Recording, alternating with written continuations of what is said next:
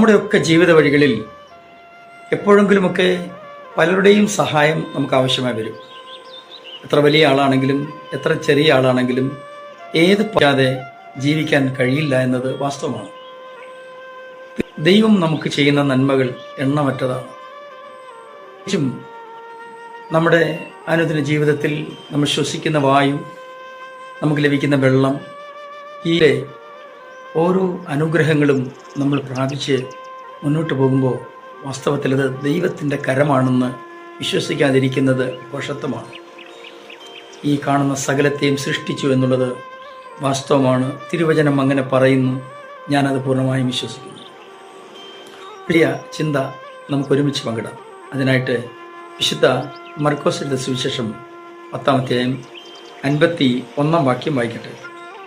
യേശു അവനോട്, ഞാൻ നിനക്ക് എന്തു ചെയ്തു തരയണമെന്ന് നീ ഇച്ഛിക്കുന്നു എന്ന് ചോദിച്ചതിന്, റബ്ബൂനി, എനിക്ക് കാഴ്ച പ്രാപിക്കണമെന്ന് കുരുടൻ അവനോട് പറഞ്ഞു. അടുത്ത വാക്യം, യേശു അവനോട്, പോക, നിന്റെ വിശ്വാസം നിന്നെ രക്ഷിച്ചിരിക്കുന്നു എന്ന് പറഞ്ഞു.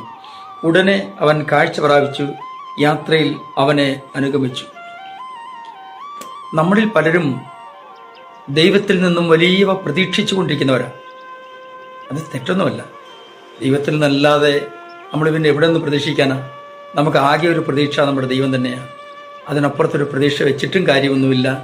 വേറെ പ്രതീക്ഷകളൊക്കെ പലപ്പോഴും അസ്ഥാനത്തായി പോവുകയും ചെയ്യും.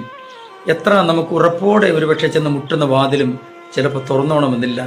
എത്ര പ്രതീക്ഷയോടെ നമ്മൾ എന്തെങ്കിലും ആഗ്രഹിച്ച് ഒരാളോട് സംസാരിക്കാൻ ചെന്നാൽ അവർക്കത് ഇഷ്ടപ്പെട്ടോണമെന്നില്ല.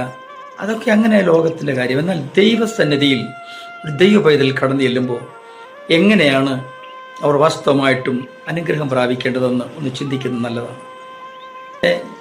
യേശു കർത്താവിൻ്റെ ശുശ്രൂഷ വേളയിൽ ഒരു മനുഷ്യൻ 2 കണ്ണിനും കാഴ്ചയില്ലാത്തയാൾ വഴിയരികിലിരുന്ന് ഭിക്ഷയാചിക്കുകയാണ്.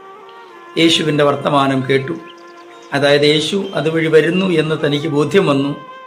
ഈ മനുഷ്യൻ കുരുടനാണെങ്കിലും അവൻ കാഴ്ച പ്രാപിക്കത്തക്കവണ്ണമുള്ള വിശ്വാസം പേറിയവനായിരുന്നു. നമുക്കും അതാ വേണ്ടത്. നമുക്ക് ഇവിടെ പലതും അറിയില്ല എങ്കിലും പലതും കണ്ടില്ല എങ്കിലും വിശ്വാസത്താൽ നമ്മൾ ചിലത് നേടേണ്ടതുണ്ട്. അതിനായിട്ട് ദൈവം നിങ്ങളെല്ലാവരെയും ഒരുക്കട്ടെ. ഞാൻ നിങ്ങൾക്കായി പ്രാർത്ഥിക്കുന്നു. സ്വർഗീയ പിതാവേ, എല്ലാ പ്രിയമക്കളെയും അങ്ങയുടെ കരങ്ങളിലേക്ക് ഏൽപ്പിച്ച് അനുഗ്രഹിച്ച് പ്രാർത്ഥിക്കുന്നു. ഞങ്ങൾ വിശ്വാസത്താൽ ചിലത് നേടിയെടുക്കുന്ന ജീവിത അനുഭവം ഞങ്ങൾക്ക് നൽകിയാതിരിക്കണമേ. യേശു ക്രിസ്തുവിൻ്റെ പരിശുദ്ധ നാമത്തിൽ തന്നെ ആമേൻ. Thank you. നന്മ നേരുന്നു. God bless you.